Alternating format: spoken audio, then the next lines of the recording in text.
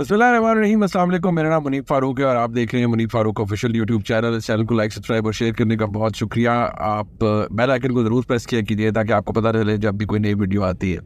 आज की एक बहुत बड़ी खबर, और पाकिस्तान के अंदर वैसे भी खबरों का बाज़ार गर्म है। 2 दिन पहले मैंने आपको बताया कि पाकिस्तान की इस्टेब्लिशमेंट ने ये फ़ैसला किया है, और ज़ाहिर बात है हुकूमत इस्टेब्लिशमेंट की मरहून मिन्नत है कि इलेक्शन कमीशन और जो जितना भी चले ऑपरेटर्स मौजूद है वो सुप्रीम कोर्ट के फैसले पर अमल दरामद नहीं करेगा। 2 दिन से इजलास जारी था, कल आय शाये हुई। आज इलेक्शन कमीशन ने एक एलामिया जारी किया है। अच्छा, वो एलामिया बड़ा दिलचस्प है। हेडलाइन ये बनी कि सुप्रीम कोर्ट के फैसले के ऊपर इलेक्शन कमीशन अमल दरामद करेगा।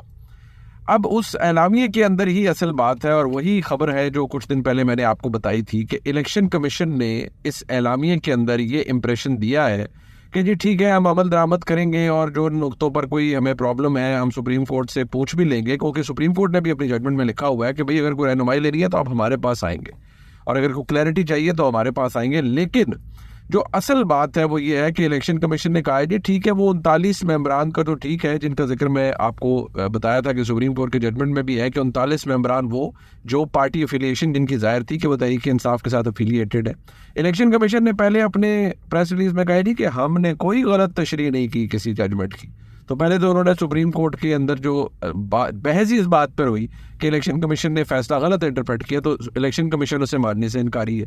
दूसरी बात जो कि इलेक्शन कमीशन ने की है, उन्होंने कहा जी वो 39 मेंबरान का तो ठीक है, हमने किसी की जो हम पर तनकीद की जा रही है, हमने किसी के साथ कुछ गलत नहीं किया। इलेक्शन कमीशन ने पीटीआई के जो इंट्रा पार्टी इंतखाबात थे उनको वैलिड करार नहीं दिया था, लिहाजा उनका निशान नहीं रहना था। 39 मेंबरान का ठीक है, पार्टी सर्टिफिकेट मौजूद है, फेयर इनफ। तो जो बाकी 41 हैं वो ये कहते हैं कि जी उनका तो सिरे से कोई चक्कर ही नहीं है, वो तो उनकी तो पार्टी इलेक्शन थी नहीं। इलेक्शन होने के 3 दिन बाद उन लोगों ने सुन्नी इत्तेहाद काउंसिल में वो लोग गए, और सुन्नी इत्तेहाद काउंसिल ने पिटिशन दी सुप्रीम कोर्ट में। सुन्नी इत्तेहाद काउंसिल की पिटिशन सुप्रीम कोर्ट ने रिजेक्ट कर दी, और तहरीक इंसाफ तो सिरे से पार्टी नहीं थी इस मामले के अंदर। ना उन्होंने इलेक्शन कमीशन का फैसला तहरीक इंसाफ ने पेशावर हाई कोर्ट में चैलेंज किया, ना ही सुप्रीम कोर्ट में चैलेंज किया। अब इससे तासुर क्या मिलता है? बेसिकली ये वही गेम है जिसके बारे में मैं आपको बता रहा था कि आम तौर पर आम हालात के अंदर होता तो यही कुछ है कि पाकिस्तान के अंदर मुसलमा असूल है कि सुप्रीम कोर्ट का फैसला तमाम मातहत अदालतों समेत तमाम इदारों के ऊपर लाजिम है, और आपने आईनी तौर पर ये एक आपकी मजबूरी है कि आपने उसके ऊपर अमल दरामद करना है। लेकिन अब आप इसको रिलेट कीजिए उस तबले जंग से जो कि हुकूमत ने बजा दिया, और उसकी आज जो सबसे बड़ा ऐलान था वो PMLN के अंदर जो इस वक्त सबसे ताकतवर आवाज़ है वो है मरीम नवाज शरीफ साहबा की, वज़ीर आला पंजाब की। उन्होंने कहा कि जज साहिबान अगर पार्टी बने हुए हैं और अगर इस पूरे मामले के अंदर वो एक उन्होंने टोले की हैसियत उन्हें दी, और उन्होंने कहा जी कि आपने ज़मीर के मुताबिक नहीं आइन के मुताबिक फ़ैसले करने हैं, और अगर आपने अपना ज़मीर बेच दिया तो फिर क्या हो सकता है। और उन्होंने कहा कि अगर इस मुल्क को और हुकूमत को डिस्टेबलाइज करने की कोशिश की गई तो आईनी हाथों से लड़ेंगे। अच्छा, अब आईनी हाथ किसके हैं? हुकूमत के तो आईनी हाथ नहीं होते ना। हुकूमत ने सुप्रीम कोर्ट से कैसे लड़ना होता है? आईनी हाथ होते हैं एस्टेब्लिशमेंट के। तो हुकूमत के पास जो इस वक्त स्ट्रेंथ है ना वो ये है कि उन्हें आईनी हाथ की सपोर्ट मौजूद है एस्टेब्लिशमेंट की, और वो इसी के बेसिस के ऊपर ये सारा मामला चल रहा है। कॉन्स्टिट्यूशनल ब्रेकडाउन जब मैं बात करता हूँ तो बेसिकली वो क्या है? आईनी ब्रेकडाउन ये होता है कि जब इदारों के फैसलों का एहतराम ना रहे, इदारों के फैसलों की अहमियत ना रहे, मुल्क में आईन और कानून की अहमियत ना रहे, और तमाम इदारे अपनी अपनी पोजीशन लेके बैठ जाए, कोई फैसला किसी का मानने के लिए तैयार ना हो। अब होगा क्या? अब इलेक्शन कमीशन ये करने जा रहा है, अब वही मामला खटाई में पड़ेगा, वो 39 का कर देंगे। इलेक्शन कमीशन को कहा जाएगा, PTI जाएगी पिटिशन लेके कि जनाब आपने तो हमें बाकी 41 का भी इनको दिया हुआ था तो ये करें। तो या तो इलेक्शन कमीशन को ये करना पड़ेगा, उनके पास कोई ऑप्शन नहीं रहेगी। लेकिन आज के इस एलामिये से आपको ये पता चल गया है कि अमल दरामद किस पर होना था? सुप्रीम कोर्ट के मुकम्मल फैसले के ऊपर। क्या इलेक्शन कमीशन का ये एलामिया जो कि इस वक्त आप देख रहे हैं उससे जाहिर होता है कि इलेक्शन कमीशन सुप्रीम कोर्ट के फैसले पर मुकम्मल अमल दरामद करेगा? जवाब है नहीं। तो जो खबर मैंने आपको दी थी वो आज यहाँ पर उस पर मोहर साबित होती है कि इरादा नज़र नहीं आता इलेक्शन कमीशन का या पाकिस्तान के अंदर जो मुक्तदरा है उसका कि वो सुप्रीम कोर्ट के फैसले पर अमल दरामद करे। इससे ये वो लिप सर्विस दे देंगे कि हम बड़ा एहतराम करते हैं, बड़े हालात हम बिल्कुल ठीक है, ये हुआ ये हुआ ये हुआ। लेकिन क्या उन 41 सीटों के हवाले से क्या सुप्रीम कोर्ट के फैसले पर अमल दरामद किया जाएगा? इरादा नज़र नहीं आता। मैंने आपको खबर भी दे दी थी कि फैसला इस हवाले से इस्टेब्लिशमेंट हुकूमत सब का क्या है वो मैंने आपको बता दिया था। लेकिन जितना दबाव है इस वक्त हुकूमत पर, एक खींचातानी की फ़िज़ा है, इस्टेब्लिशमेंट का दबाव अपनी जगह है, लड़ाई अपनी जगह पर है और ये खुल्लम खुल्ला लड़ाई है। तो मुझे लग ये रहा है कि इससे ही एक कॉन्स्टिट्यूशनल या आइनी ब्रेकडाउन पैदा हो जाएगा और जो आगाज़ आज PMLN की जानिब से मरीम नवाज शरीफ साहबा ने कर दिया है, अब आपको एक के बाद एक प्रेस कॉन्फ्रेंस सारे मामलात नज़र आएंगे और ये जो आइनी हाथों का जिक्र है इसे आप बिल्कुल लाइटली ना लीजिएगा। ये लड़ाई का नेक्स्ट लेवल है और मैं अक्सर हैरान होता हूँ कि बैसियत सहाफ़ी, मैं तो उन लोगों पर भी हैरान होता हूँ जो कि गालियाँ देते नज़र आते हैं और कई लोग तो ऐसे हैं जो मुझे गालियाँ दे रहे हैं। 100 दफ़ा दें। अब आपको अगर किसी को एहसास महरूमी का शिकार है, किसी के पास खबर नहीं थी तो उसका मैं क्या कर सकता हूँ। लेकिन बैसियत सहाफ़ी मैंने आपको खबर दी, आज आपको इलेक्शन कमीशन का इंटेंट यानी नीयत नज़र आ गई है इस प्रेस रिलीज़ के अंदर। ज़रा गौर से इसे पढ़िए, आपको पता चल जाएगा कि मामला जा किस तरफ रहा है।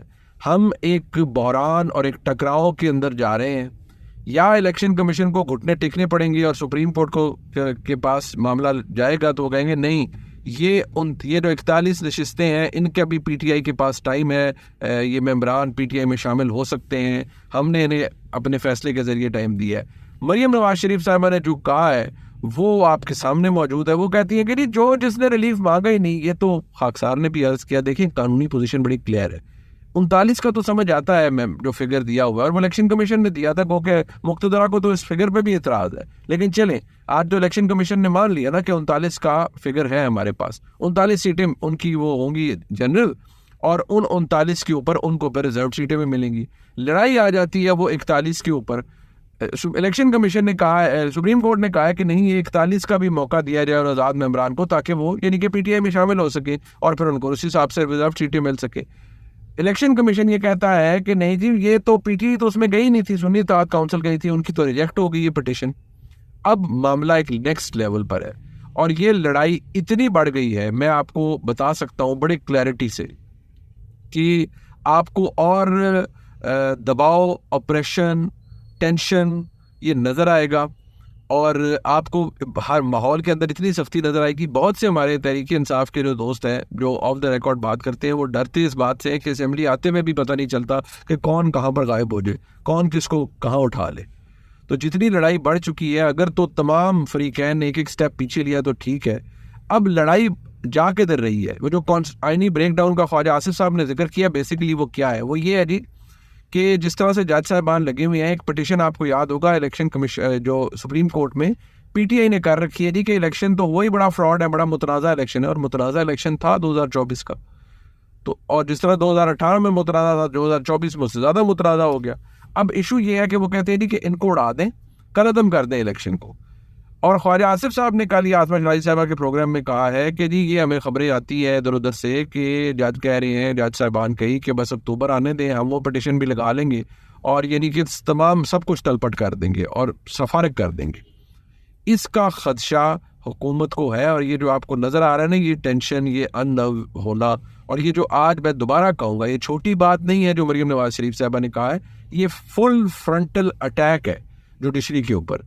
63A के फैसला हुआ तो उस वक्त भी मरीम नवाज शरीफ साहबा का बड़ा एग्रेसिव स्टांस था, लेकिन 63A में वाज़ेह 2 नंबरी पाकिस्तान के अंदर अदलिया ने की कि सिटिंग चीफ जस्टिस ने अपना ही फैसला, पुराना जो अपना ओपिनियन था उसी को बदल दिया। यहाँ तो आयशा मलिक साहबा कह रही थी ना इलेक्शन कमीशन ने 2 फैसले कैसे किए हुए हैं, तो उन्हीं को मैं कहता हूँ कि आप ज़रा बंदियाल साहब के फैसले पढ़ें कि उन्होंने एक एक इशू के ऊपर 2 फैसले कैसे दिए हुए। तो अब इशू ये है कि ये लड़ाई जहाँ चली गई है, इससे मुल्क में बहरान भी बढ़ेगा। उसूलन तो ये होना चाहिए कि मुल्क के अंदर आइन की हुक्मरानी होनी चाहिए और ये लड़ाई खींचातानी नहीं होनी चाहिए, लेकिन क्योंकि हर इदारा अपनी पोजीशन ले बैठा है और आज आपको उस फैसले के ऊपर मोहर सख्त होती हुई नज़र आ रही है इस एलामिये के ज़रिए कि जनाब वो ठीक है। सुप्रीम कोर्ट का फैसला तो कहता है जनाब 39 + 41 ये सारे PTI के। इलेक्शन कमीशन कहता है हाँ जी 39, 41 का तो उनका जिक्र ही नहीं था, वो तो उन्होंने तो कोई वो किए ही नहीं, वो सुन्नी इत्तेहाद काउंसिल में गए, सुन्नी इत्तेहाद काउंसिल का रिजेक्ट हो गया। अब या तो इलेक्शन कमीशन अपनी पोजीशन से पीछे हटेगा और क्लैरिटी देगा कि नहीं जी हम पूरी बात सुप्रीम कोर्ट की मानेंगे, जो कि असूलों ने माननी चाहिए कि फैसला सुप्रीम कोर्ट ने दे दिए, या वही होगा कि इससे लड़ाई इतने नेक्स्ट लेवल पे चली जाएगी कि सब दंग रह जाएंगे और वो जैसे कहते हैं ना घमसान का रन, वो घमसान का रन इस वक्त मौजूद है। जितनी इनटॉलरेंस हो सकती है वो इस वक्त मौजूद है। आपकी और मेरे होश उड़ाने के लिए वो काफ़ी है। आपको मज़ीद भी खबरें देंगे जी। इस व्लॉग को लाइक सब्सक्राइब शेयर कीजिएगा। देखने का बहुत शुक्रिया। खुदा हाफिज़।